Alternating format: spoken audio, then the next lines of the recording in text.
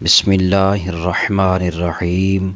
حضرت ابو عقیل زہرہ بن معبد اپنے دادا عبداللہ بن ہشام سے روایت کرتے ہیں، وہ فرماتے ہیں کہ حضور نبی اکرم صلی اللہ علیہ وسلم کے اصحاب ہمیں یہ دعا سکھایا کرتے تھے جب کوئی بھی نیا سال یا نیا مہینہ شروع ہوتا، اور وہ دعا یہ ہے: اللہم ادخلہ علینا بالامن والایمان والسلامت والاسلام ورضوان من الرحمن وجواز من الشیطان۔ ترجمہ: یا اللہ، اس نئے سال یا نئے مہینے کو ہم پر امن اور ایمان کے ساتھ، سلامتی اور اسلام کے ساتھ، اور رحمان کی خوشنودی کے ساتھ اور شیطان سے حفاظت کے ساتھ داخل فرما۔